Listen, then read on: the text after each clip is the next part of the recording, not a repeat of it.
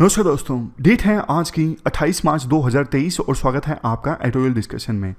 3 issues आज हम detail से डिस्कस करेंगे। सबसे पहले ओशन कॉमन्स से संबंधित प्रेसिडेंसी इंडिया के पास है G20 की, इंडिया क्या कर सकता है। दूसरा आर्टिकल हम डिस्कस करेंगे आज IMF के बेल आउट पैकेज से संबंधित। IMF जैसे बेल आउट पैकेज देता है, पहले इंडिया को भी दिया है, अभी श्रीलंका और पाकिस्तान को दे रहा है। क्यों देता है, कैसी सिचुएशन में देता है, कंडीशंस लगाता है, वो सब डिस्कस करेंगे। यहाँ पे ताइवान से संबंधित आर्टिकल है, इसे भी डिस्कस करेंगे। डिस्कशन स्टार्ट करें उससे पहले एथिक्स का एक एग्जांपल। ये है प्रकाश राज पुरोहित, DM है जयपुर के। इनके ऑफिस में ना एक दिव्यांग डिफरेंटली एबल्ड पर्सन अपनी फरियाद लेके आया। वो अपने हाथों से चल रहा था, तो DM ने अपनी टेबल पर इनको बिठाया, पानी पिलाया और तसल्ली से इनकी प्रॉब्लम सुनी। तो ये देखो, एम्पैथी का एक बहुत बढ़िया एग्जाम्पल है। ऐसी तस्वीर एक बार पहले भी सामने आई थी जब DM अपनी कुर्सी छोड़ के नीचे फर्श पर बैठ गए थे डिफरेंटली एबल पर्सन की बात को सुनने के लिए। तो अक्सर हम ऑफिसर्स को देखते हैं कि वो सिटीजन्स को धमका रहे होते हैं, पूरी तरह से रोब झाड़ रहे होते हैं, लेकिन ये जो तस्वीरें हैं ना, दिल को सुकून देने वाली होती हैं। ये दर्शाती हैं कि जो ऑफिसर्स हैं उनकी भी संवेदना है जनता के प्रति, वो अपनी सर्विस के लिए पूरी तरह से डेडिकेटेड हैं और सिविल सर्वेंट में जो सर्वेंट वर्ड है उसको सार्थक करती हैं ऐसी तस्वीरें। तो अब चलिए डिस्कशन स्टार्ट करते हैं। फर्स्ट इंपोर्टेंट आर्टिकल ओशियंस के कंजर्वेशन से संबंधित है। आप GS पेपर 3 के इस टॉपिक से आर्टिकल को रिलेट कर सकते हो। क्या कंटेस्ट है? देखो, आपको पता है G20 की प्रेसिडेंसी इस साल इंडिया के पास में है। तो बहुत सारे राइटर्स कुछ इश्यूज को लेके जो आर्टिकल लिखते हैं ना, जैसे टेररिज्म को लेके, डिजिटलाइजेशन को लेके, साइबर सिक्योरिटी को लेके, पानी के कंजर्वेशन को लेके, तो वो ना G20 की इंडिया की प्रेसिडेंसी से उसे लिंक कर देते हैं कि इंडिया के पास मौका है, इंडिया G20 का प्रेसिडेंट है इस बार, तो इंडिया इन इश्यूज को रेज करे इस प्लेटफॉर्म पे। उसी टाइप का इंट्रोडक्शन इस आर्टिकल में भी देखने को मिल रहा है कि प्रेसिडेंसी इंडिया के पास में है, तो इंडिया के पास मौका है ओशियंस के कंजर्वेशन से संबंधित इश्यूज को रेज करने का। ओशियंस प्लैनेट को प्रोस्पर बनाने के लिए बहुत सारे मौके देते हैं। कितने सारे रिसोर्सेज मिलते हैं ओशियंस से, इस पर वैसे UPSC ने क्वेश्चन भी पूछा था 2014 में कि ओशियंस क्या क्या रिसोर्सेज हमें प्रोवाइड करते हैं। जैसे देखो, एनर्जी के रिसोर्सेज प्रोवाइड करते हैं, ऑयल गैस, नेविगेशन होता है ओशियंस के थ्रू, इतनी डाइवर्स बायोडाइवर्सिटी है ओशियंस के अंदर, जैसे कोरल रीफ्स हैं, क्लाइमेट को रेगुलेट किया जाता है ओशियंस के द्वारा। आपने एक चीज देखी होगी कि वर्ल्ड की जो सबसे ज्यादा प्रोस्पर्स सिटीज है ना, वो कोस्टल सिटीज हैं। जैसे हमारे देश में देख लीजिए, मुंबई जो है देश की फाइनेंशियल कैपिटल है। पाकिस्तान में देख लीजिए, कराची उनकी बहुत इंपॉर्टेंट फाइनेंशियल सिटी है। तो वर्ल्ड की जो टॉप बड़ी सिटीज है ना, वो आपको कोस्टल सिटीज मिलेंगी। और राइटर ये बोलते हैं G20 में जो मेंबर कंट्रीज है ना, टोटल वर्ल्ड में जो कोस्ट लाइन्स है ना, उस टोटल वर्ल्ड की कोस्ट लाइन का 45% तो इन G20 के मेंबर कंट्रीज की है। और एक्सक्लूसिव इकोनॉमिक जोन क्या होता है वो भी आपको बताता हूं। टर्म का मतलब देखो इसलिए बताना जरूरी हो जाता है क्योंकि बहुत सारे बिगनर्स होते हैं जिन्होंने अभी अभी न्यूज़पेपर पढ़ना स्टार्ट किया है, तो शायद हो सकता है उन्हें EEZ का मतलब ना पता हो। तो जो सीनियर्स हैं उनका रिवाइज हो जाता है और जो बिगनर्स हैं उनको पता लग जाता है। तो एक्सक्लूसिव इकोनॉमिक जोन आपको बता देता हूं। जैसे देखो, ये कोस्ट है, मान लीजिए ये इंडिया है, ये कोस्ट है। तो इंडिया के कोस्ट से लेके आगे 200 नॉटिकल माइल्स तक का जो एरिया है ना, वो है इंडिया का EEZ, एक्सक्लूसिव इकोनॉमिक जोन। अब इस 200 नॉटिकल माइल्स तक के एरिया में, यानी कोस्ट से लेके आगे 200 नॉटिकल माइल्स तक के एरिया में जो भी रिसोर्सेज है ना पानी में, उस पर इंडिया का हक है, इंडिया उनको एक्सप्लोर कर सकता है। सेम चीज बाकी देशों के साथ भी है। और 200 नॉटिकल माइल्स के बाद का जो ये एरिया है ना, ये है हाई सी मतलब इसे इंटरनेशनल वाटर भी कहा जाता है। ये वो एरिया है ओशन का जिस पर किसी एक देश का हक नहीं है, किसी एक देश का राइट नहीं है। ये ग्लोबल कॉमन है। इस पानी पर यानी हाई सी पर यानी इंटरनेशनल वाटर पर सभी देशों का हक है। जैसे मैं आपको ना एक तस्वीर दिखाता हूं, एक सेकंड रुकिए आप। जैसे आप ये तस्वीर देख सकते हो, पूरा मैप तो नहीं है, बट ये जो आपको, ये कौन सा कलर है, मतलब लाइट ग्रीन टाइप का लग रहा है। मेरी कलर की जो पहचान है काफ़ी वीक है। तो ये जो लाइट ग्रीन टाइप का लग रहा है ना, ये विभिन्न देशों का एक्सक्लूसिव इकोनॉमिक जोन है। बाद में ये जो पानी बच गया है, ये है हाई सी यानी इंटरनेशनल वाटर, जो कि है ग्लोबल कॉमन, यानी किसी एक देश का हक नहीं है, पूरे वर्ल्ड का हक है, पूरे वर्ल्ड का रिसोर्स है ये हाई सीज। अब ब्लू इकोनॉमी की डेफिनेशन भी आप जान लीजिए, क्योंकि इस आर्टिकल में ब्लू इकोनॉमी जो वर्ड है वो आएगा काफी बार। वर्ल्ड बैंक के अनुसार ब्लू इकोनॉमी की डेफिनेशन ये है, sustainable use of ocean resources for economic growth. मतलब ओशन के जो रिसोर्सेज है ना, जैसे मछलियां हैं, एनर्जी रिसोर्सेज हैं, उनका इस प्रकार से इस्तेमाल किया जाए कि लाइवलीहुड इंप्रूव हो, इकोनॉमिक ग्रोथ ज़्यादा हो, विभिन्न देशों की जो ओशंस के रिसोर्सेज का यूज़ कर रहे हैं, जॉब्स जनरेट हों। लेकिन इसके साथ साथ ये सब तो हो, लेकिन इसके साथ साथ ओशन का जो इकोसिस्टम की हेल्थ है ना, वो भी प्रिजर्व की जा सके। ऐसा नहीं कि इतनी ज़्यादा मछलियों को इतना तेज़ी से पकड़ लिया कि मछलियों की ब्रीडिंग नहीं हो उसकी और वो मछलियां हमेशा हमेशा के लिए ख़त्म हो गई। नहीं, इस प्रकार से ओशन के रिसोर्सेज को इकोनॉमी की ग्रोथ में कंट्रीब्यूट करवाना है कि ओशन की इकोसिस्टम की हेल्थ पर नेगेटिव इंपैक्ट ना पड़े। ओशन के जो रिसोर्सेज हैं उनका सस्टेनेबल यूज करना है, मतलब आने वाली जो जनरेशंस है ना, उनके लिए भी ओशन के रिसोर्सेज को बचा के रखना है। यह मतलब है ब्लू इकोनॉमी का। अब देखो, राइटर कहते हैं ब्लू इकोनॉमी में सिर्फ ओशन डिपेंडेंट इकोनॉमिक डेवलपमेंट ही नहीं आता, ब्लू इकोनॉमी में सोशल डेवलपमेंट भी आता है, इन्वायरमेंट की सिक्योरिटी, इकोलॉजी की सिक्योरिटी, ये सब भी आते हैं। प्रधानमंत्री मोदी ने एक बार ये कहा था, हमारे तिरंगे में जो चक्र है ना उसका कलर ब्लू है, आपको पता है। तो ये जो ब्लू कलर है ना चक्र का, ये दिखाता है पोटेंशियल ऑफ ओशन इकोनॉमी। अब देखो, ये चीज इंपॉर्टेंट है, जब भी ऐसे में कुछ लिखना आए ना ओशन रिसोर्सेज के बारे में, ओशंस किस प्रकार से इकोनॉमी में कंट्रीब्यूट कर सकते हैं, तो प्रधानमंत्री मोदी की इस लाइन को कोट करोगे, बढ़िया वैल्यू एडिशन होगा। ऐसी दो तीन चीजें आगे भी आएंगी। अब बात करते हैं सरकार ने क्या इनिशिएटिव्स लिए हैं ओशंस की डेवलपमेंट को इंप्रूव करवाने के लिए। सागरमाला इनिशिएटिव है, पोर्ट लेड डेवलपमेंट को इंश्योर करने के लिए, पोर्ट्स के थ्रू डेवलपमेंट हो। Ship building financial assistance policy है, जो डोमेस्टिक शिप बिल्डिंग को एंकरेज करता है, मतलब देश में ही ज्यादा से ज्यादा शिप्स बिल्ड हों, उसको प्रमोट करती है ये पॉलिसी। प्रधानमंत्री मत्स्य संपदा योजना, ये जो योजना है देश में फिशरीज सेक्टर को प्रमोट करने वाली है। जो ब्लू रेवोल्यूशन है ना, फिशरीज से संबंधित है ब्लू रेवोल्यूशन। तो ब्लू रेवोल्यूशन लाने के लिए ये योजना है प्रधानमंत्री मत्स्य संपदा योजना। मत्स्य मतलब मछलियां यानी फिशेज। नेक्स्ट है सागर मंथन डैशबोर्ड, रियल टाइम बेसिस पे जो ये शिप्स होते हैं, वेसल्स होते हैं, उनको ट्रैक किया जाता है इस सागर मंथन डैशबोर्ड के द्वारा। Deep ocean mission, deep ocean mission जो है वो हमारे इंडिया के एक्सक्लूसिव इकोनॉमिक जोन में यानी 200 नॉटिकल माइल्स तक के एरिया में और कॉन्टिनेंटल सेल्फ में। कॉन्टिनेंटल सेल्फ क्या होता है, जैसे कोस्ट से 12 नॉटिकल माइल तक का जो एरिया है ना, वो है कॉन्टिनेंटल सेल्फ। तो दोनों जगहों पर एक्सक्लूसिव इकोनॉमिक जोन में और कॉन्टिनेंटल सेल्फ में भी। वैसे कॉन्टिनेंटल सेल्फ आ ही जाता है एक्सक्लूसिव इकोनॉमिक जोन में, क्योंकि exclusive economic zone 200 nautical miles तक का एरिया और ये शुरू के 12 नॉटिकल माइल्स तक का एरिया, तो सिर्फ EEZ बोल देते तो भी काम चल ही जाता। तो मतलब डीप ओशन मिशन जो है वो फोकस करता है ऐसी टेक्नोलॉजीज को डेवलप करने में जिसकी सहायता से हम ओशंस में डीप में जाके, काफी गहराई में जाके रिसोर्सेज को यूज कर सकें, रिसोर्सेज को हार्नेस कर सकें।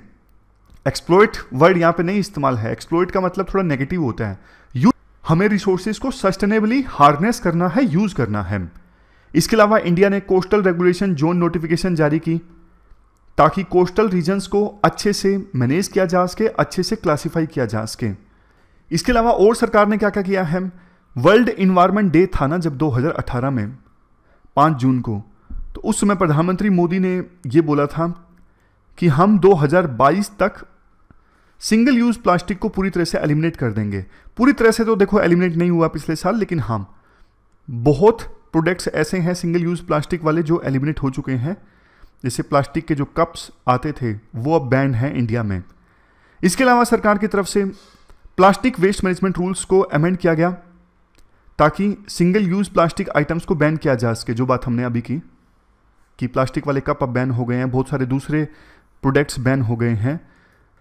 प्लास्टिक पोल्यूशन से निपटने के लिए जो एक्सटेंडेड प्रोड्यूसर रिस्पॉन्सिबिलिटी होती है ना, उनको भी इंट्रोड्यूस किया गया है ताकि जो प्रोड्यूसर हैं वो भी सहयोग करें वेस्ट को मैनेज करने में।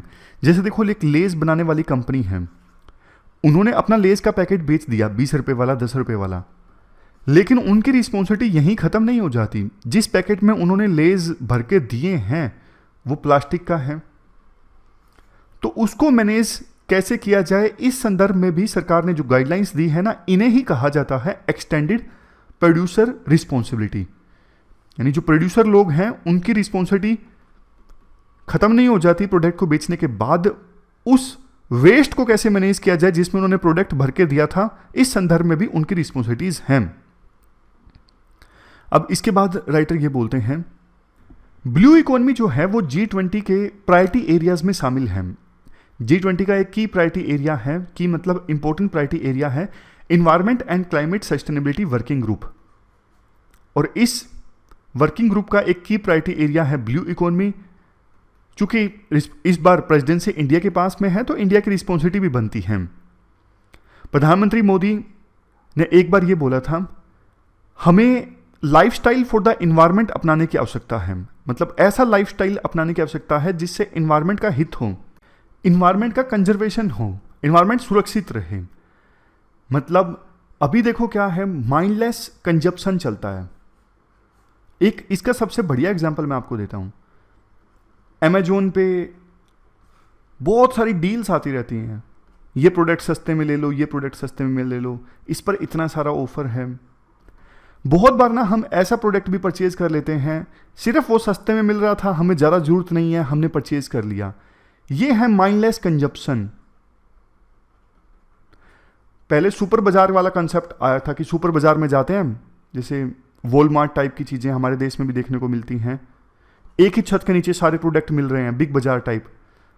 वहाँ पे इतने सारे प्रोडक्ट हमें दिखते हैं, बहुत सारे ऐसे प्रोडक्ट भी हम परचेज कर लेते हैं जिसकी हमें आवश्यकता नहीं होती। तो ये भी माइंडलेस कंजप्शन है। हमें माइंडलेस यूटिलाइजेशन को प्रमोट करने की आवश्यकता है। जो करें सोच समझ के परचेज करें, उसका बढ़िया से यूज़ करें, रीयूज़ करें, रिसाइकल करें। सर्कुलर इकोनॉमी का कंसेप्ट आपने सुना होगा।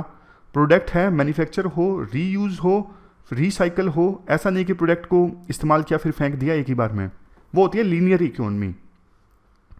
G20 के फोरम में ना काफ़ी सारे ओशन रिलेटेड इश्यूज पहले डिस्कस हो चुके हैं, जैसे G20 action plan on marine litre, कूड़ा करकट फैलाए जाते हैं कोस्टल एरियाज में, बीचीज पर। उसके बाद Osaka blue ocean vision, coral research and development accelerator platform. तो ये सारे इश्यूज ऑलरेडी डिस्कस हुए हैं। पिछले साल ओशन 20 लॉन्च हुआ था बाली में, पिछली बार प्रेसिडेंसी इंडोनेशिया के पास थी। मतलब ब्लू इकोनॉमी के ऊपर डिस्कशन हुई थी इस ओशन 20 लॉन्च में। तो इंडिया के पास प्रेसिडेंसी है तो इंडिया की भी प्रायोरिटी होनी चाहिए, इन इश्यूज को आगे ले जाया जाए और ब्लू इकोनॉमी को पूरे वर्ल्ड में प्रमोट करवाया जाए।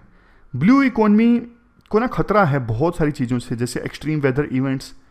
इसकी वजह से क्या है, कोस्टल एरियाज सबमर्ज हो रहे हैं, बहुत सारे जगहों पर लोग माइग्रेट हो रहे हैं कोस्टल एरिया से। ओशन एसिडिफिकेशन, सी लेवल राइज हो रहा है, मेरीन पोल्यूशन बढ़ रहा है, रिसोर्सेज का ओवर एक्सट्रैक्शन चल रहा है, अनप्लान्ड अर्बनाइजेशन चल रहा है। तो इन सब रीजन्स की वजह से ना ब्लू इकोनॉमी को खतरा है, ब्लू इकोनॉमी को थ्रेट है। राइटर इसके बाद बोलते हैं, देखो ओशंस ना आपस में इंटरकनेक्टेड हैं। Pacific ocean, Atlantic ocean, Indian ocean, Pacific ocean, ये सारे आपस में जुड़े हुए हैं। एक ओशन में कुछ गलत होता है तो उसका नेगेटिव इंपैक्ट जो है वो दूसरे ओशंस पर भी देखने को मिलेगा देयर। तो मतलब ऐसा नहीं है कि ओशन, पैसिफिक ओशन के आसपास के देश वो भी सुरक्षित हैं, बाकी इंडियन ओशन के जो देश हैं उनको खतरा है, ऐसा नहीं। सभी ओशंस आपस में जुड़े हुए हैं। आज एक ओशन के कोस्टल कंट्रीज को खतरा है, कल दूसरे ओशन के कोस्टल कंट्रीज को खतरा होगा। लास्ट में राइटर ये बोलते हैं, देखो G20 के जो मेंबर कंट्रीज हैं ना, ब्लू इकोनॉमी को प्रमोट करने के लिए कुछ ना कुछ तो कर ही रहे हैं। कुछ देशों ने अपनी स्ट्रेटजी भी रिलीज कर दी है। तो आवश्यकता यह है कि G20 के मेंबर कंट्रीज एक दूसरे के बेस्ट प्रैक्टिसेस से सीखें। अगर किसी मेंबर ने कुछ बढ़िया प्रैक्टिस की है तो दूसरे देश भी उसे इंप्लीमेंट करें, और बाद में फिर यही बेस्ट प्रैक्टिसेस है ना जो गरीब देश हैं, डेवलपिंग कंट्रीज हैं, उन तक भी ले जाई जाए। तो ये पूरा आर्टिकल हमने डिस्कस किया ओशन कॉमन्स से संबंधित। इसके बाद नेक्स्ट आर्टिकल जो है वो IMF बेल आउट से संबंधित है। आप GS पेपर सेकंड के इस टॉपिक से और GS पेपर 3 से भी आर्टिकल को रिलेट कर सकते हो। क्या कंटेस्ट है? देखो, पिछले हफ्ते एक कंफर्मेशन आई IMF की तरफ से कि वो श्रीलंका की इकोनॉमी को $3 बिलियन का बेल आउट देंगे। मतलब फिलहाल $3 बिलियन देंगे ताकि श्रीलंका की सरकार अपनी डूबती इकोनॉमी को संभाल सके। इससे पहले IMF ऑफिशियल्स पाकिस्तान की सरकार के साथ भी नेगोशिएट कर रहे थे। डिस्कशन का मुद्दा था कि पाकिस्तान को $1.1 बिलियन का बेल आउट प्लान दिया जाए ताकि पाकिस्तान भी अपने इकोनॉमिक क्राइसिस को टैकल कर सके। क्वेश्चन ये उठता है कि कंट्रीज IMF से क्यों हेल्प मांगती हैं, कब हेल्प मांगती हैं? जब देखो विभिन्न देशों की इकोनॉमी बहुत बड़े क्राइसिस से गुजरती है ना, जैसे करेंसी क्राइसिस है। आज के समय में श्रीलंका की जो करेंसी की वैल्यू है ना, डॉलर के मुकाबले में बहुत ज़्यादा कम हो गई है। ऐसा क्यों होता है? किसी देश की करेंसी की वैल्यू डॉलर के मुकाबले में या फिर दूसरी करेंसीज के मुकाबले में बहुत ज़्यादा कम क्यों हो जाती है? पाकिस्तान की करेंसी की वैल्यू भी आपको पता है अभी बहुत ज़्यादा कम है, इसीलिए पाकिस्तान IMF से मदद मांग रहा है। ऐसा देखो इसलिए होता है कि वो देश अपनी इकोनॉमी को ठीक से संभाल नहीं पाता, मतलब करेंसी की मैनेजमेंट ठीक से नहीं कर पाता, ग्रोस मिसमैनेजमेंट देखने को मिलता है।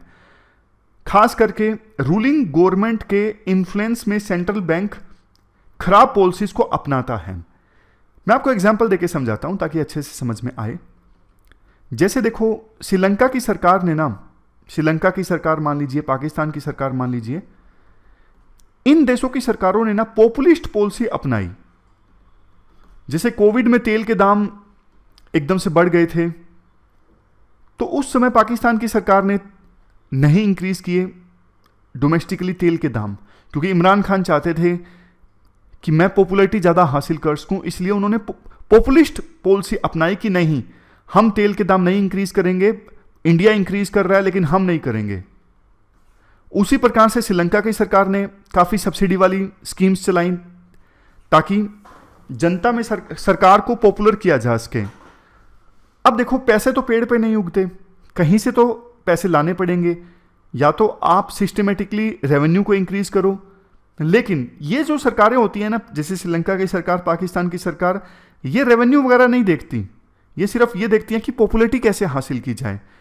तो फिर वो वाली सिचुएशन आ जाएगी, आमदनी अठन्नी खर्चा रुपया, यानी फिजिकल डेफिसिट बहुत बढ़ेगा। आप 10 रुपये कमा रहे हो, खर्चा कर रहे हो 20 रुपये का, तो ये 10 रुपये का गैप जो आ गया कैसे करोगे आप? अब या तो उधारी लोगे, लेकिन इन देशों की इकोनॉमी की सिचुएशन इतना खराब है, इन्हें कोई लोन देने को आसानी से राजी नहीं होता। फिर ये देश क्या करते हैं? पैसा छापते हैं। अब एक लेवल से ज़्यादा ये पैसा प्रिंट कर देते हैं तो उनकी करेंसी की वैल्यू कम हो जाती है। अब देखो, जैसे मैं आपको एग्जांपल देता हूं, एग्जांपल देखो नॉन टेक्निकल है, कंसेप्ट समझने के लिए है। जैसे ये जो देश होते हैं ना, जो नोट्स ज़्यादा प्रिंट कर देते हैं जरूरत से ज़्यादा, जैसे श्रीलंका, पाकिस्तान, इन देशों में होता क्या है? देखो प्रोडक्ट तो उतने ही हैं, मतलब नोट छापने से कोई प्रोडक्शन थोड़ी ना इंक्रीज हो गया एकदम से। लोगों के पास में पैसा ज़्यादा आ गया नोट छपने की वजह से, प्रोडक्ट उतने ही हैं, चीज़ें उतनी ही हैं, लिमिटेड हैं। तो होगा क्या इससे? पहले कोई पर्सन 10,000 रुपये फॉर एग्जाम्पल खर्च करने को तैयार था किसी प्रोडक्ट को परचेज करने के लिए, क्योंकि अब पैसा ज़्यादा आ गया है तो वो 20,000 खर्च करने को तैयार है। तो इससे होता क्या है? वो चीज़ हो जाती है जैसे हमारे देश में भी हो चुकी है। पहले 1 रुपये में बहुत कुछ आ जाया करता था, आज के समय में 1 रुपये में कुछ नहीं आता, क्योंकि हमारी करेंसी की जो वैल्यू है ना वो कम हो गई है। जब ये चीज़ करेंसी की वैल्यू एकदम से बहुत ज़्यादा कम हो जाए तो फिर उस देश की इकोनॉमी क्राइसिस में आ जाती है। जैसे वर्ल्ड हिस्ट्री में आप पढ़ते हो 1929 में ग्रेट रिसेशन आया था। कई अफ्रीकन कंट्रीज़ में आप देखते हो कि 1 लाख रुपए लेके जाना पड़ता है एक पेंसिल परचेज करने के लिए, क्योंकि उस देश की करेंसी की वैल्यू बहुत ज़्यादा कम हो चुकी है। उस देश ने बहुत ज़्यादा नोट्स प्रिंट कर दिए हैं। तो चीज़ें उतनी ही हैं, लेकिन लोगों के पास में ज़्यादा पैसा आ गया है। ज़्यादा पैसा आ गया है तो फिर महंगाई ज़्यादा आ गई है। यही सब अभी श्रीलंका और पाकिस्तान में भी हो रहा है, वहाँ पे महंगाई बहुत ज़्यादा बढ़ी हुई है। तो ऐसी सिचुएशन में देखो, वहाँ पे इन्वेस्टमेंट नहीं आती। जब किसी देश की इकोनॉमी ऐसे क्राइसिस में आ जाती है ना, इन्वेस्टमेंट नहीं आती, टूरिस्ट कम आना स्टार्ट हो जाते हैं। वैसा ये किस्मत की वजह से भी होता है। कोविड आ गया श्रीलंका, पूरे वर्ल्ड में एकदम से श्रीलंका में टूरिस्ट आना कम हो गए। तो श्रीलंका को जो डॉलर वगैरह मिला करते थे ना, फॉरेन करेंसी मिला करती थी, वो एकदम से कम हो गई। उनके पास फॉरेन करेंसी नहीं है तो वो कुछ परचेज नहीं कर सकते बाहर से। ऑयल वगैरह या दूसरी चीज़ परचेज करनी हो तो उनको परचेज करने में दिक्कत आएगी, जरूरी आइटम्स, क्योंकि उनके पास डॉलर नहीं है। तो ऐसी सिचुएशन में जब महंगाई बहुत ज़्यादा बढ़ गई, करेंसी की वैल्यू कम हो गई, उनके पास फॉरेन करेंसी नहीं है बाहर से जरूरी आइटम्स को परचेज करने के लिए, ऐसी सिचुएशन में कोई देश जाता है आईएमएफ के पास में, भैया हमारी हेल्प कीजिए। तो आईएमएफ जनरली देखो इन देशों को पैसा उधार देता है एसडीआर की फॉर्म में, स्पेशल ड्राइंग राइट्स। अभी फिलहाल देखो एसडीआर जो है बास्केट है 5 करेंसीज का, US dollar, euro, Chinese yuan, Japanese yen और ब्रिटिश पाउंड। तो आईएमएफ उधार देता है एसडीआर की फॉर्म में, वो देश फिर इस एसडीआर को एक्सचेंज करवा सकता है दूसरी करेंसीज से। समझ गए? और जनरली देखो जब आईएमएफ लोन देता है ना, ऐसे नहीं लोन दे देता, कंडीशंस रखता है। जैसे पाकिस्तान है, श्रीलंका है, इनके ऊपर कंडीशंस रखी जाएगी कि आप कदम उठाइए।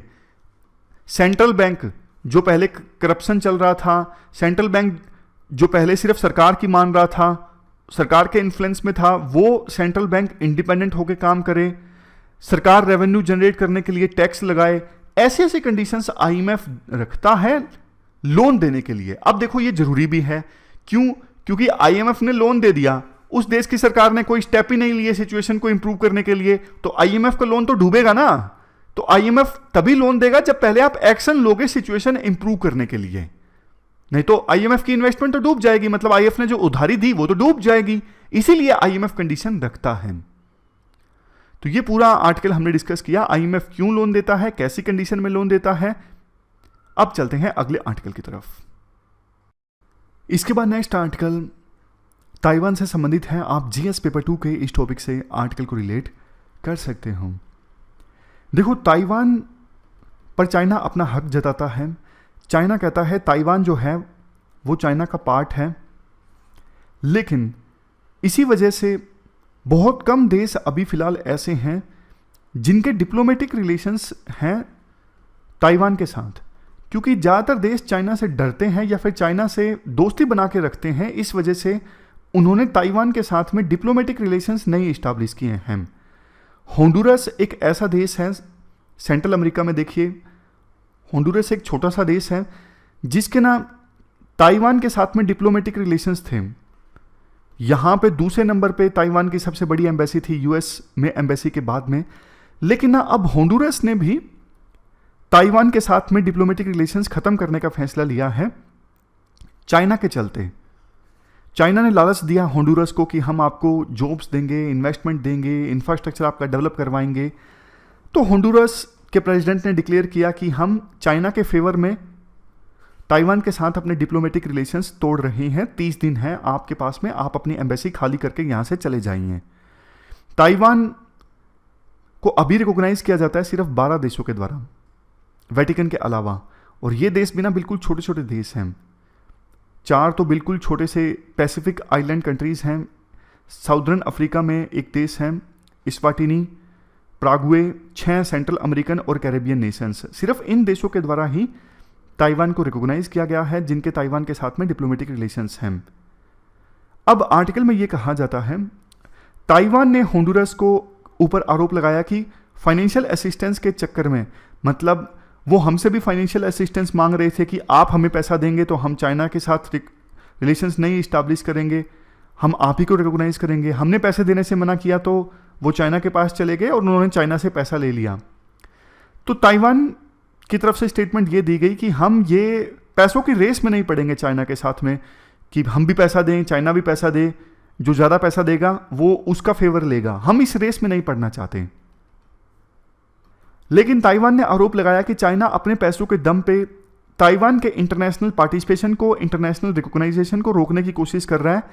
ज़्यादा समय तक ऐसा नहीं कर पाएगा। लेकिन देखो सच्चाई ये है कि ताइवान के लिए जो सपोर्ट है वो कम होती जा रही है जैसे जैसे चाइना ज़्यादा राइज कर रहा है।